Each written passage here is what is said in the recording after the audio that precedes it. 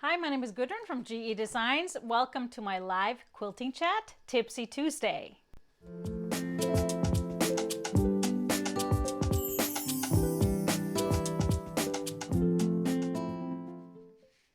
Hi, everyone. Welcome to Tipsy Tuesday, and thank you for being here for my 49th Tipsy Tuesday episode. Now, make sure to tell us where you are tuning in from, your name in the comments. Always fun to see where everybody's tuning in from. I was watching a little bit before when we had the countdown. Now, on today's show, I am sharing with you a free pattern that was just launched this Friday, if you hadn't seen it, in partnership with Fat Quarter Shop. It's called Little Kim, and it uses the Stripology mini ruler, or any ruler if you don't have that one, and a charm pack. So really fast and easy and fun. And I also want to show you my progress on the strip along that I'm running in the Gudrun's Quilt Crew. We actually finished the last instruction last week, and we'll be doing the ta-da moments this coming Friday. I'm of course here to answer all of your questions live, so make sure to post them in the comments. And if you're watching on a mobile device, those hearts and thumbs up are always fabulous. Now, I'm also going to show you some more tricks to use the mini ruler. I use it for a lot of different things, so I want to share a little insight into what it does for me. But let's check on who is here tonight. Well, it's tonight here in Minnesota. It's a pretty cold night here in Minnesota. We had a snowstorm on Easter, and then today also some snow flurries, and really, really cold. It's supposed to get, I think, down to 18 degrees overnight. So I decided to try and warm it up with a little tropical attire, and hopefully that will help bring spring here back. But I see there's lots of people on with us. So we have New York, Nebraska, Canada, Australia. Wow, that's late in Australia, or early. That's right. Good morning from Perth. Great to see everybody. Michigan, Wisconsin, Missouri, Illinois, Iowa, Maryland, Texas, Mississippi. This is fabulous. North Dakota, South Carolina, and we have Nevada, California, New Hampshire. Fabulous. I think we have most of the states. That's this beautiful thing, and hopefully some more internationals as well. I know the timing of our show is not really great for overseas, but it's kind of fun to do it at night when people are off work here in the States. Now, not that everybody's working these days anyways. So we will, of course, have a giveaway at the end, so make sure you stay throughout the show and so you can participate in the giveaway. And I actually have a little secret to share with you at the end of the show, so you have to stay tuned. But we had a winner from our last week's show, and that was, I asked you, and that question was, what are you doing more of during quarantine? And our winner is Tracy Strauch. I don't know how to pronounce your last name, Strauch. And she says, I'm sewing more. Yay! We are all sewing more, hopefully. So that's really great. Now, I hope you all had a wonderful Easter weekend. We, of course, celebrated with some really good food, some Icelandic lobster that was pulled out, our last little supply of Icelandic lobster, and made some strawberry cake. I'm not much of a baker, but I did make this cake, and this one actually always turns out good. Some cream cheese frosting, so that was very yummy, and I'm hoping that it's gonna just get finished off today, because I've been sneaking off and having a little sliver multiple times a day, and it's not good. It's not good. I also made my first sourdough loaf, which turned out I made a few mistakes. Typical me, just did not read the instructions all the way through, of course. So, but it still turned out good, and it was delicious. So the next one will be even better, I hope. There were some cocktails, of course. So that was of course a given. Now, first, for a little bit of fun, I thought this would be really cool to have some fun questions for both you and me. So Sarah Lawson of Sew Sweetness, the fabulous bag maker, she has a show also, on a live show, and she did this on her show list last Sunday, and I thought it would be really fun just to do a small portion of it. So, number one question: what is a sewing tool that you are constantly misplacing? Now, that has to be, since we've been working with my trimmers quite a bit, totally This one, I'm always misplacing it because I trim off and then I set it aside and then it gets covered with stuff. So the best tip from the quarantine quilt along, the Elvira quilt along, was Bonnie's, where you should just put that trimmer in your pocket and then it's always there when you're ready to trim your points off. And that's beautiful. And I've been trying to use that, trying to remember that. Okay, so please answer in the comments what item you keep misplacing in your sewing room.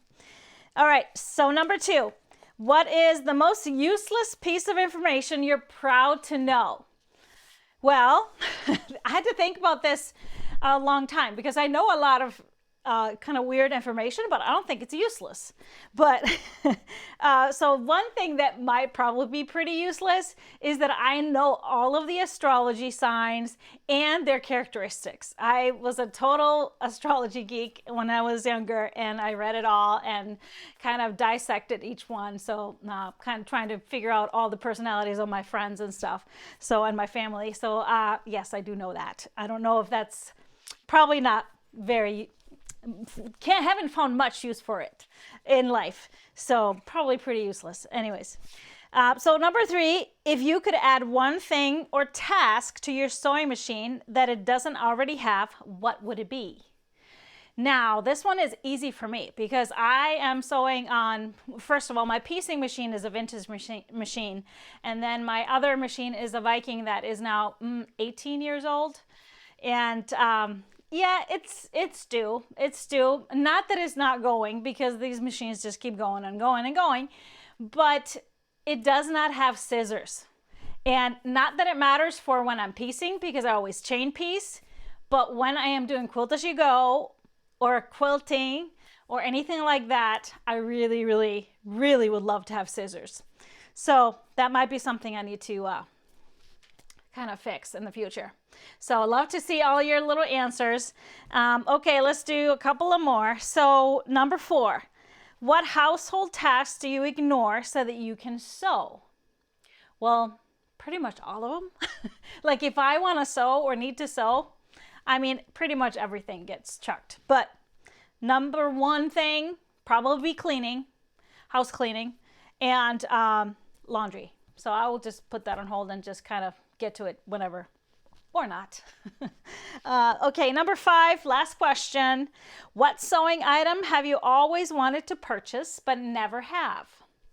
Now I have to say, this one I had to think about this one because I'm pretty indulgent. When I want something, I get it. And, back in the day when I maybe couldn't do that, maybe I would have really had to pick and choose. However, there's a couple things that I've thought about getting and then never have. And number 1 would be a serger. And every once in a while that comes up, oh, should I just get one? Should I just get one? But, I'm not a clothing sewer. I was never a garment sewer. And as a matter of fact, I think I got a C in garment sewing class back in 8th grade. Yeah. And it all had to do with zippers in pants. So anyway, so I thought about that. And then the other one I also thought about every single year, should I get a long arm? And I never have, because it always comes down to it. Well, cool. Yes, it'd be cool to have it, cool to do it, but I don't have the time right now. So I just always kind of put it on a back burner. But, it still comes up in my brain. So who knows? Maybe there'll be a serger, maybe there'll be a long arm at some point, but not right now. So I'd love to see your answers. I'm going through. Now, I'm seeing some of your answers about your sewing machines. Of course, there's one thing that I would love, and I always say if I can invent this, I'm going to be a quadrillionaire, that I would love to have in a machine that hasn't been invented yet, and that is the bobbin that never goes out. So just an automatically refillable bobbin. Or, at least you could put a cone on the top and cone for the bobbin somehow. Why hasn't somebody figured that out? So once that, of course, that's kind of the dream, but probably will not happen anytime soon. If I figure it out, you will be the first to know. All right. So the strip along, that was fun. I can't wait to see some of your answers. Oh, a lot of people are saying long arm. I'm not alone, obviously. Okay, so I wanted to talk a little bit about the strip along that is going on in my group on Facebook. It's on Gudrun's Quilt Crew in the group on Facebook. So if you're not in the group yet, please join that. Now it's coming to an end. I did the last instruction last Friday, and so now I've started to see these amazing quilts being shown in the group, photos of the process. And so I shared the final assembly, like I said, and the sashing options last Friday, and I got my top together. So here's my quilt top. Let's see a photo of it. My strip to shore. Yes, there it is. So I always offer alternate settings or things for when I do strip alongs.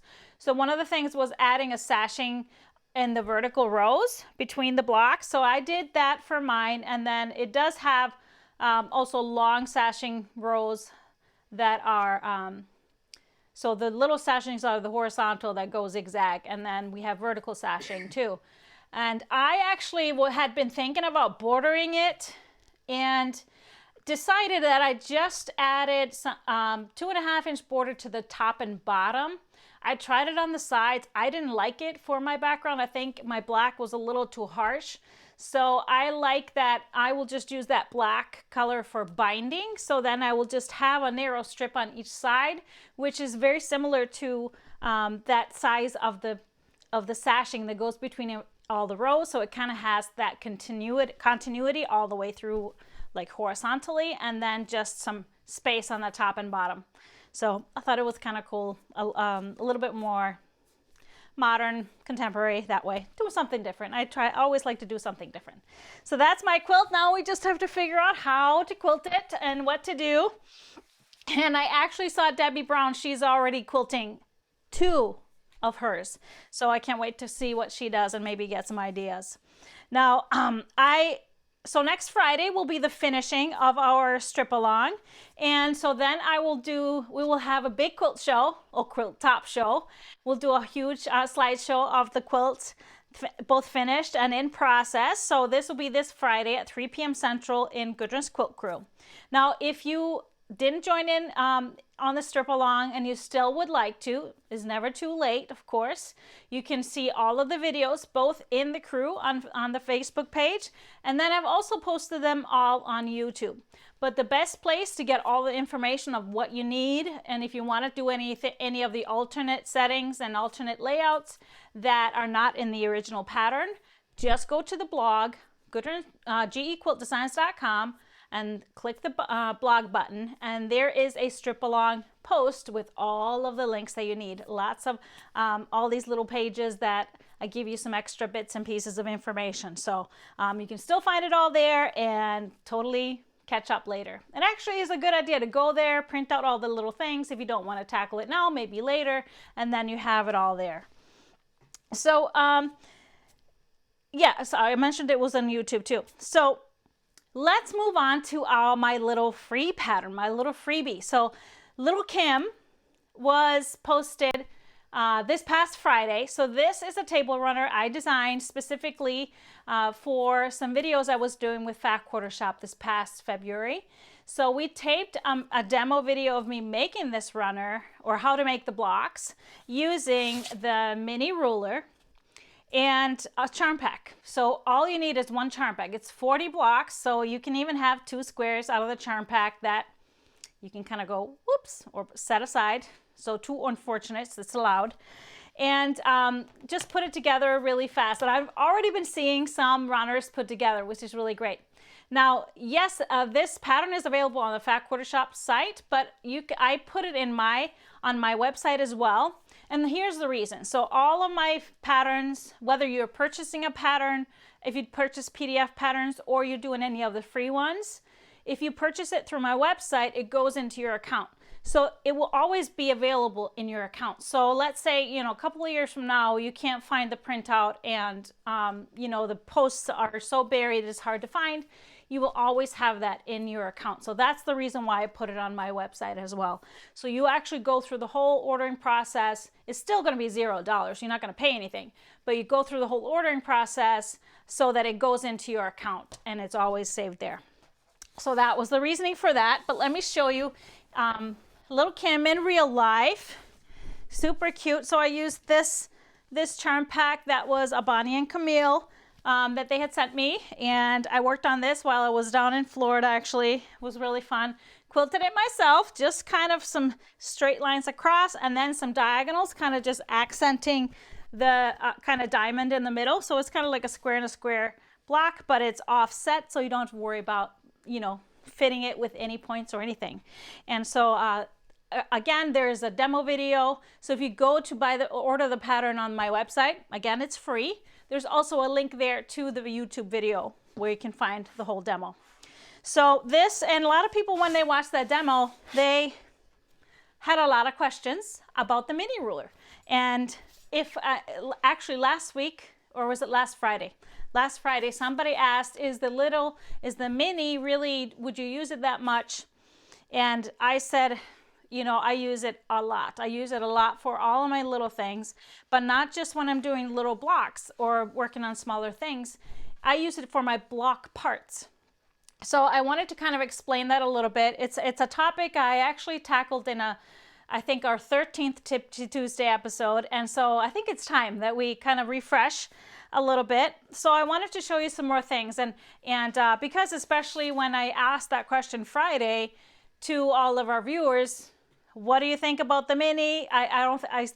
You know, you trust maybe not always what I say, but if other people do, and it was kind of anonymous, people love it if you've been using it. So let me show you how I like to use it for my block parts. So I have this little chart here that you can download also on my website under free templates or free patterns and templates. There's a bonus, all the bonus charts for the Stripology rulers are there. So this is kind of a triangle cheat sheet. So when we're making half square triangles or quarter square triangles. So this is how, you know, back in the olden days, we would do things. So if you were doing a half square triangle, you would have to cut your squares for, let's say 4 7/8, and then you layer them together and you draw a line, and then you sew on each side of the line, and then you cut it apart and you press it.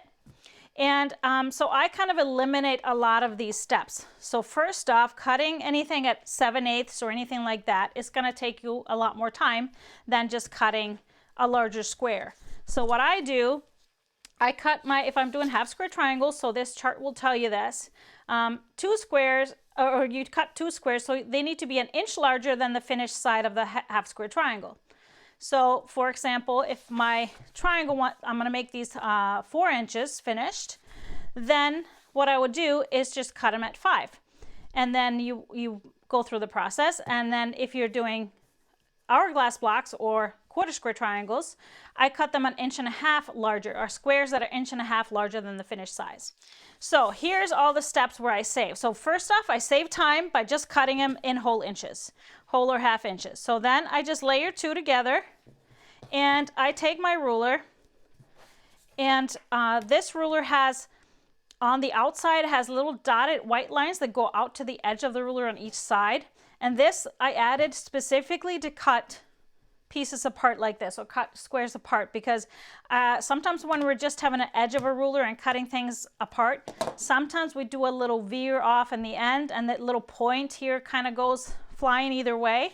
But this way you can just line up the diagonal dotted line that goes out to the edge right on the bottom of that square, so right here. And when you do that, that last slit will line up right corner to corner on that squares underneath. And so I use if you're right-handed, I like to use the right side, and it's also on the left side if you're left-handed. So either way works well. So I just line this up, and then I cut. Just go through that last slit, and I can cut them apart. And you can see the ruler will hold everything in place. There's no wiggling going on.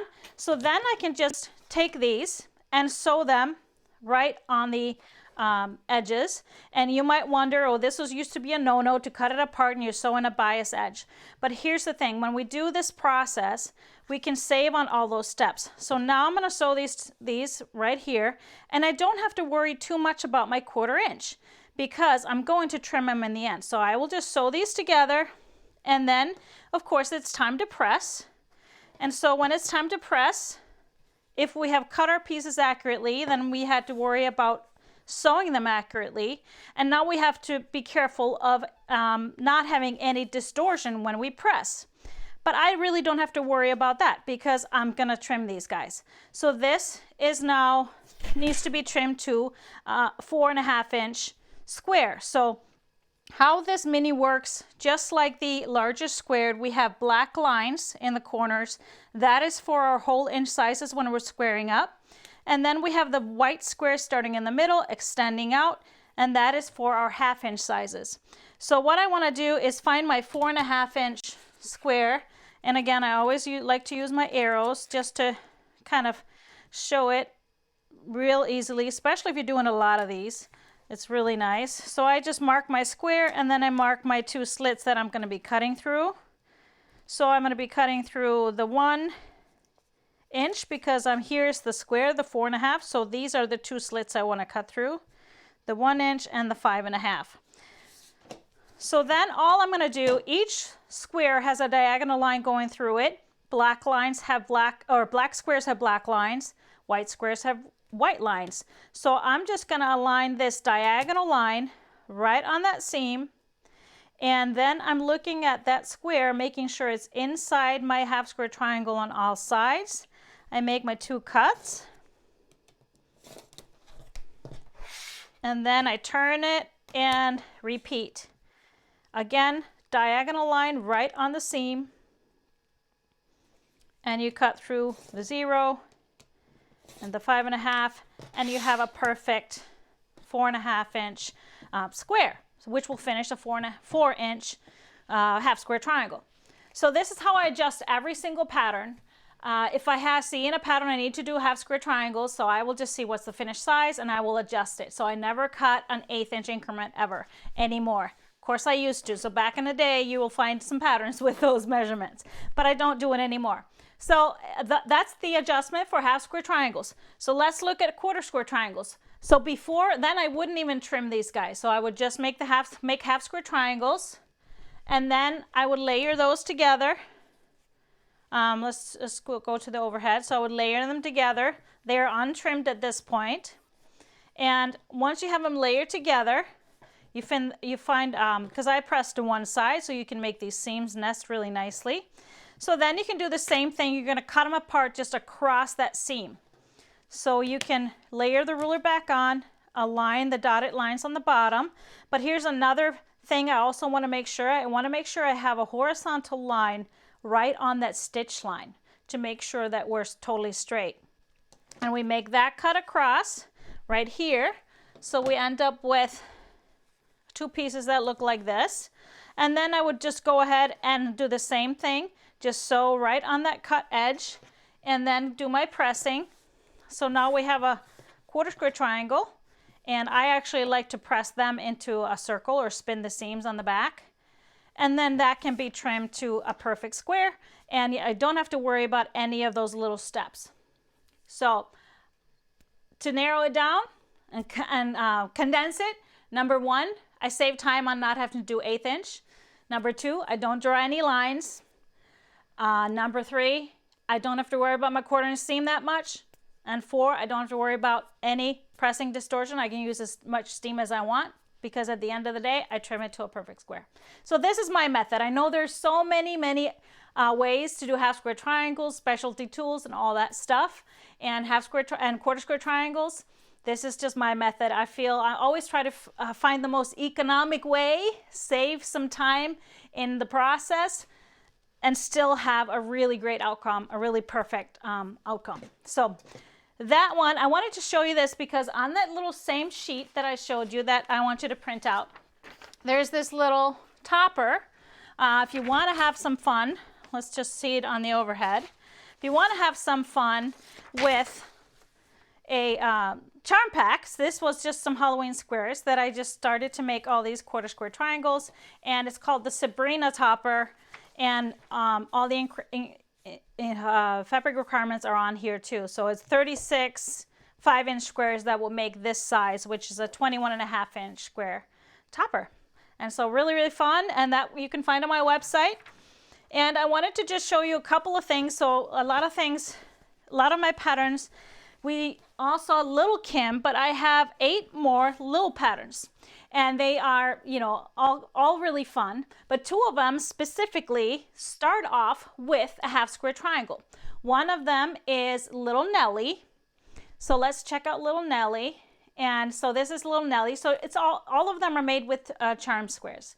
And this one, you just need a background as well. And so I'm going to pull this one out here, right here. And so you can see it up close while I do the demo. So it's really, really cute in person because it looks super hard, but it really, really isn't. So again, you would start with the squaring up. You start with just a background square and then a charm square. And then you would square it up to that 4.5 inch square. And as you do your second trim, you trim 2 sides and then you turn and you do your second trim. And then you would just cut it apart. So, and it's all shown in the pattern. And so you're going to cut it into thirds. And then these blocks come together by just switching the outside edges. And you start building those kind of mountain blocks that, so this would fit right here. So super easy, and everybody will be so amazed that you did all those points on the runner and really not that much work. So, and the other one is Little Alberta. So let's bring that pattern up. I'm going to put it over here. Okay, there it is. There's the pattern. So again, 5-inch squares and a background. You could make it scrappy too, but I always feel like the overall pattern comes out so much more when I use the background. And so the same thing, you're starting off with a half square triangle. And here I have one. And then once you trim it to a perfect square, we're actually going to turn the ruler around because on the other side we have the 1/4 inch markings. So I'll scoot this up a little bit so we have more room. So we have the 1/4 inch markings here. And this again is all described in the pattern, how to line things up. And then we're going to make a cut one way. And I usually would use a rotating mat, but I don't have one right here. So I'm just going to turn it and then make my second cut. So these are now in 4 pieces, our half square triangles. All we do is turn these and sew this back together, and this is our Alberta block. So really a fun one also, and people thought you went through a whole lot of work to do all that. A lot of little half square triangles where we never made little half square triangles. We just made bigger ones and chopped them up. So that's kind of all the fun that I can have with the mini. It was so helpful when we did the Stroll in Paris quilt because all of the block parts, I like to use the little one to kind of square things up and make things kind of look super complicated that really wasn't complicated to piece. So any questions on all of this? I know some of you maybe that have been following the show for a long time, knew all this and seen all of it, but it's always good to get a refresher, isn't it? Liz is asking, what do you use for batting? I usually, for all of my quilts, use a light poly batting. So these guys have, my table runners, I like to use a Bozo product, which is a light fusible batting. So it's fusible on one side. It's the same thing I use for my Quilt As You Go projects, but I actually like it for little runners because I can just iron my backing on and then I spray base the top on, and it's really easy and gives a lot of definition, but is still light and lays really nicely as a table runner. All right, Kim says, do you have any patterns for mini charms? For some reason, I have a need to collect them, but I have a hard time finding patterns for them. I don't, but I mean, there's some, I'm so much of a strip piecer and subcutting, so I rarely work with that tiny pieces to start with. Of course, you can adjust and make them work for a lot of different things, but it just would kind of involve a lot more work. So I haven't worked with them at all. Okay, so Jandy is asking, where can I find the Little Kim pattern? So in the description of this video, there's a link to it, straight to it, but also just go to my website, gequiltdesigns.com, and under free patterns, that's where it will be. So you go shopping like you're going to shop, and on the bottom there says free patterns, just go right in there. All right, oh, Liz is asking what size square will that do? So you're probably talking about the ruler, so the largest squaring up. So, I didn't even talk about that feature. So squaring up small blocks, of course, anything like that is great. So it will square up to 6.5 inches. The ruler itself is 8.5 inches edge to edge, because the lip is an inch and then this lip is an inch. So it's 8.5 edge to edge. So you could kind of utilize that if you needed to, but the markings are for up to 6.5. All right, so somebody said I missed the beginning, but this video is always saved. Both, you can always go back to previous Tipsy Tuesday episodes just by going on my website under videos, because that has kind of a log of all of our Tipsy Tuesdays. Also shows you what I talked about in each episode, and it's a direct link into Facebook.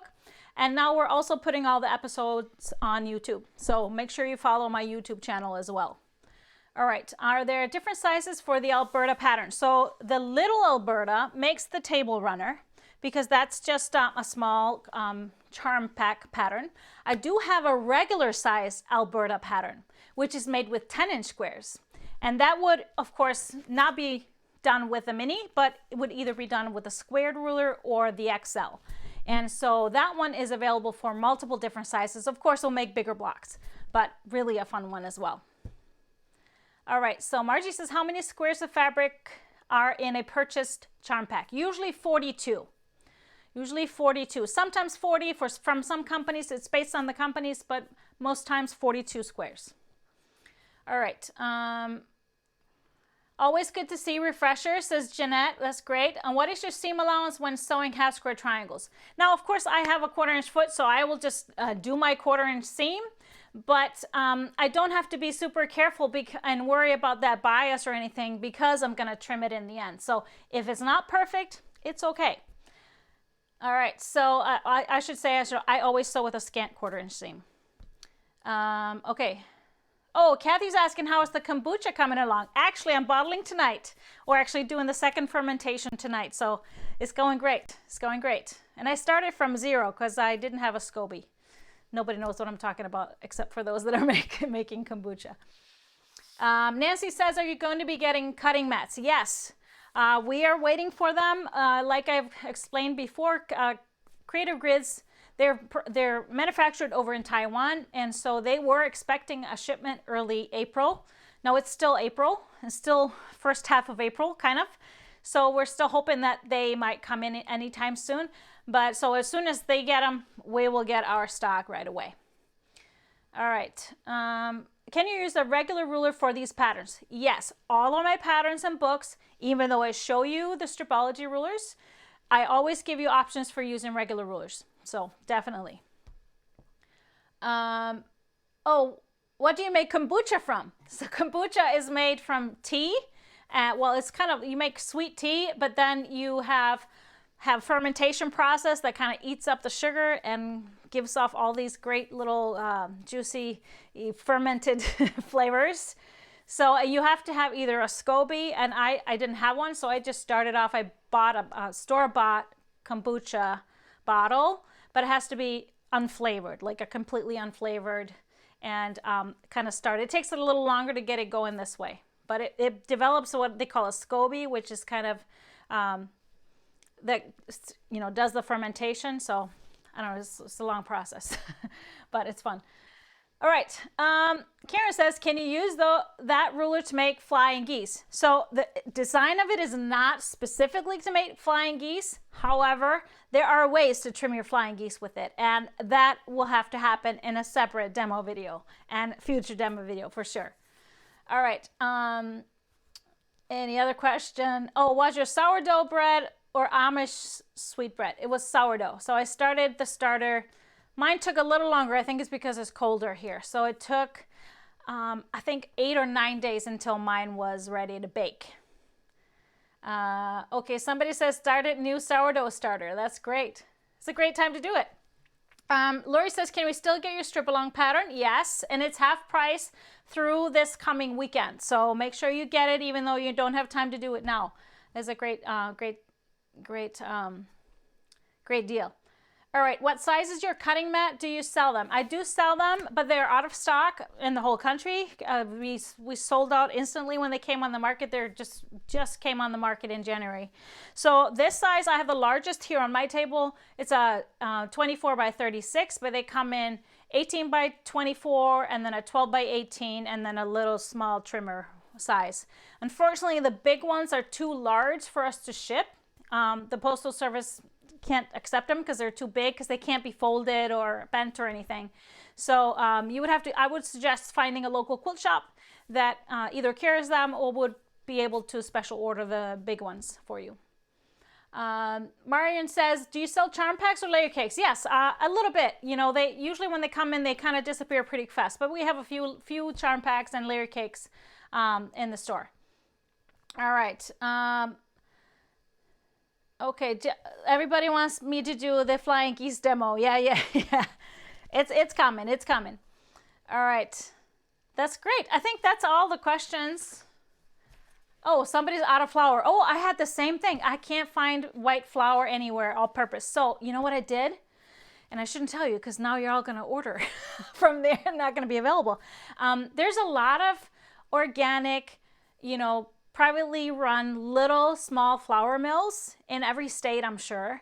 And so I ordered from one of those. So I just got it today. So I'm excited. They have all kinds of bread blends and things like that. They were actually sold out of white flour, their white bread mix.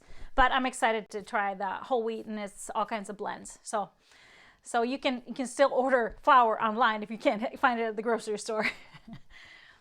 All right. Any other questions? Thanks for the half triangle info, says Elaine. I did a block of all half triangle squares yesterday using a regular ruler and messed up the measurements. Oh, the mini worked perfect to square them up. I will remember the tutorial. Yep, remember, if you see a pattern, just go up in size. That's why it's really good to print all these little handouts and just keep them in a laminated, keep them in a folder. All right, Debbie says, any new patterns or surprises in the works, like maybe a polka in Germany mystery quilt? You keep plugging on that one, Debbie. Well, you never know. I always have stuff going on, so you'll have to wait and see what comes. All right, so let's move on. We have to do our live winner. So our live winner, remember we always do one live winner. So picking from all of your comments, we have a random generator. His name is Mr. Honey Producer, and he is gonna pull our winner and put him up on the screen. Sandy Pugh, yay! You have won a $25 gift card to the GE Designs store. So congratulations, Sandy. And Huh? Did you have a question? Oh, Sandal. Okay, sorry, it's not Sandy. I can't read it. It's too far away. I'm gonna blame that. All right, so somebody's saying mystery would be awesome. Well, our last mystery quilt, Stroll in Pairs, actually we started it in April and it ended in January. So I need a little more time between mysteries, but that was a fun one, and we'll definitely be done again. We'll see what happens. But I have some new stuff to show you, because so we're getting new stuff in the store all the time. I got loads and loads of 1-yard fabrics, and the kids got busy this weekend and packaged it all, and it's all ready and all in the store already. So if you need backgrounds or accent fabrics, and so a lot of new fun stuff. And then I got this shipment, the first shipment of holiday fabric. Yes, I know it's April, and I wasn't gonna even put it in the store yet. But then I looked at it, and I obviously fell in love with it, and I kind of knew that you would too. So I thought, we're kind of used to this as being quilters. We know that the new Christmas fabrics always come out in the spring and summer. So we're kind of used to that. So I thought, even though I'm probably not going to work on it, Christmas fabric, until next winter, you know what? I put it up on the website. And so this is a brand new bundle. And then there's a panel that goes with it. And it's not in the bundle. It's a separate. But this bundle is called Scandi. This is a line from Macaur, UK. So a European, UK-based company that I just love, and it's very Scandinavian, of course. So we have the very traditional reds and kind of a nice ivory and grays. So this is the 12 skew bundle. So there are 12 half yard cuts. And I just absolutely fell in love with it. When I saw it at the show, I love these little houses.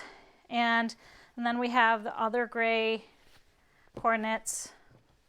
Really nice scenes, and this little church just reminds me of an Icelandic country church. And just so up my alley. We have the kind of like the dollar horses, a little play on the dollar horses. So if you have any Scandinavian heritage, I know you're going to love it. And so this is the bundle. So 12 different half yards. And then the panel is absolutely gorgeous. So I just absolutely love this. So this is 8 different designs. So here's 4, and here's the other 4. Just gorgeous. I love the artwork. I love the simplicity of it. And I love the versatility of this. So you could trim this. It's a tight trim to 10 inches. Of course, they can be cut out. They can be fused on. They can be appliqued. They can be cut square and put inside a quilt. So I love the fact that it could be put into a 10-inch block. You can cut it at 10 and a half inch. You can add borders to it. And it's just so many things. So I decided I had to show this to you. Now, I did order a lot because I knew I was going to love it. And usually when I really love something, most of my people do too. So we have a lot more coming. We have the first batch of bundles available now and a lot of the panels. But don't worry if we get sold out. We have more coming. I just don't want to put it up on the website until I know for sure it's coming. But don't you love this? I'm kind of excited.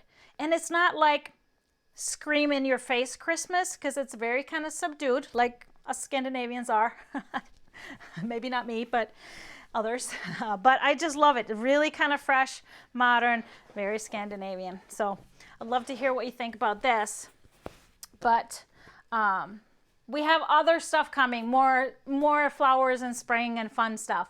So I just had to throw this on because if something is pretty, I just can't just wait to show you. I'm just too impatient for that. Now, again, if we should remind you where to find all these things. So GE Quilt Designs on my website. Make sure you sign up for the newsletter and everything. This will always get good information. Now, I have a giveaway question for you to finish off. And this one is kind of fun because, you know, we are in a very crazy situation. The whole world is. And most of us are under stay-at-home orders. And there's a lot of negative everywhere on the news. And we all are trying to limit I hope you are trying to limit your exposure to those news. So, but there's a lot of positive things, and I kind of want to focus on the positive things. And so I would say, of course, one of the positive things is for us as quilters, as we have more time to spend in our sewing rooms, whether that is sewing masks or just making quilts or doing whatever you like to do that de-stresses us and brings us a lot of joy to create. So I would love to hear the answer to this question. What is one positive thing about being home now? And that should not include the quilting. You can say it, but I would love to hear something else. So one thing I should say, I mean, the family is together, so I would say we're spending some time together. Now the kids have to spend more time with us. They not necessarily always want to.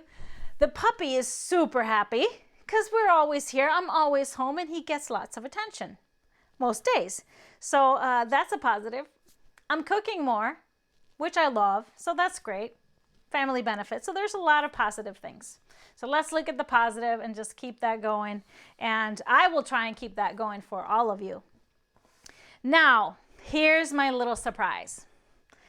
My question to you, did you enjoy the quarantine quilting quilt-along day that we did back in March? The Elvira quilt-along? Would you like to do it again? Well, things are brewing and plans are coming together. So the date will be released very soon. And it will be a Sunday. I love the fact that it was a Sunday because everybody that still does work, most of them did not have to work on a Sunday, probably excluding our healthcare workers and essential workers. I will promise you it will be fun, for sure. It will be educational. You will learn a few things, hopefully. And you will be able to use your Stripology rulers or regular rulers. I will show both. You will be able to use pre-cuts or fat quarters or half-yard cuts, aka bundles. The pattern will be exclusive. So what else? Well, you're going to have to watch. What else that we should all focus on? Let's break the last record from last month. So more quilters, more all over the world joining in. And so stay tuned for more information in the coming shows. Now, make sure you join Gudrun's Quilt Crew on Facebook. If you're on Facebook, I would love for you to share this video, especially this little bit about the fun that we're going to be having. And so just hit that share button. The more you share, the more videos we keep making for you.